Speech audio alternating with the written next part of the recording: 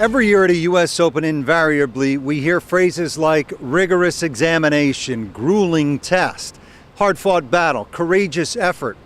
Well, as we found out on a recent trip south of here, those words can take on a far different meaning, worth considering on the eve of our national championship.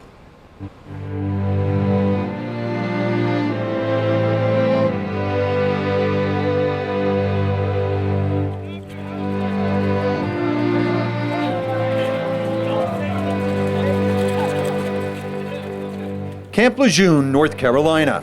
Robust soldiers on the move. At the nearby golf course, others simply try to move on with lives that will never be the same.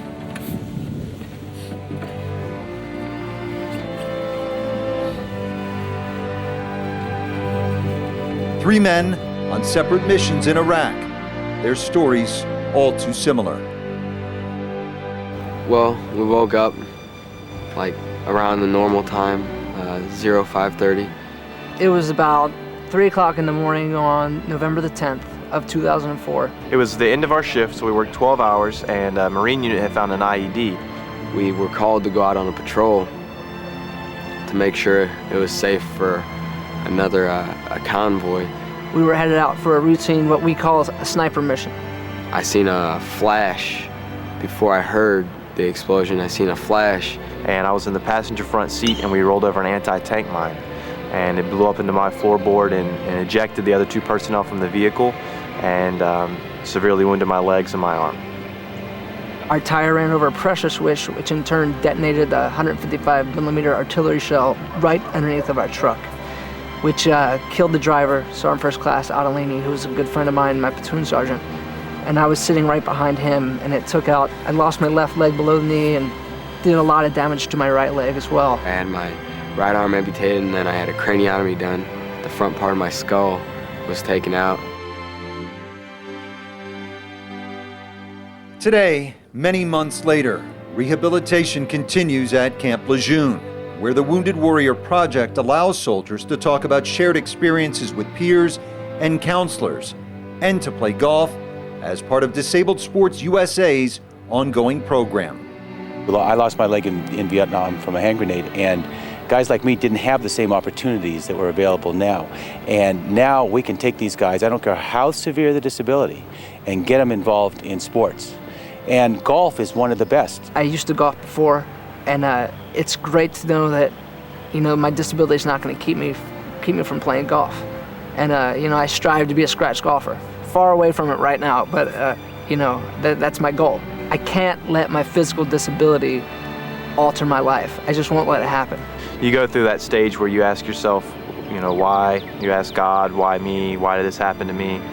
And there's no answer, and you just drive yourself crazy trying to figure it out.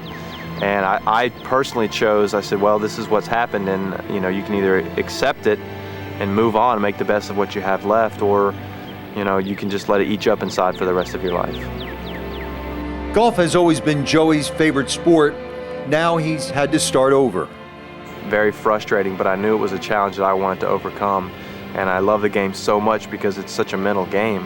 And I realized that was probably going to be a crucial part to my recovery, was understanding the challenges that were going to be in front of me and learning how to overcome them. Long before he would hold a golf club, Tim McGuire wanted only to hold his family. So first thing I ran through my head was I won't be able to ever hold my daughter, and then I thought I'd never be able to hold my wife again, which is totally untrue. I can hold both of them. To a man, they miss the camaraderie shared with fellow soldiers that is such a strong pull in spite of difficult living conditions and constant danger. We've got about 25,000 Marines on the ground in Iraq right now, and those kids, their greatest fear is that they'll let their fellow Marine down. Their fear is not that they're going to go out and get killed. Their fear is they're going to let the Marine to the right and the left of them down. The fabric of America really hasn't changed over the years. We talk about the greatest generation. Everybody read the book by Tom Brokaw. The kids today are just as good as they were in the past. And the hope now is that if the returning soldiers cannot, in too many cases, be as good as they once were physically, they can be whole emotionally That means assimilating back into a society they say has wrapped its arms around them, including the golf community. There's a message I'd say to my fellow Americans watching the U.S. Open is that these truly are American heroes, and they sacrifice greatly. And I think the golf course is a great place to put them out there and let them get their self-confidence back, feel good. Think about what in everyday life everybody takes for granted. I'm not saying they should, tape their arm behind their back, but just think a little bit about how much, for instance, you use your hands, or how much walking you do. Freedom certainly isn't free. These kids like to compete. They want to play golf, whether they've been wounded or they come back and hopefully are safe in their trip. But when they come back, they like to play golf too.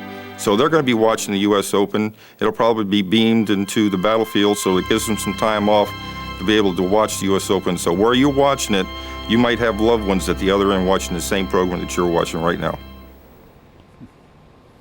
Postscript to this story, Joey Bozick, the triple amputee, was in love with a woman named Jamie. He went to Iraq, he was injured. He called her and he said, look, I'll understand if you want to move on, it's your choice. We can remain friends. Not only did she stay, she married Joey last January. Tomorrow, it all gets underway. Film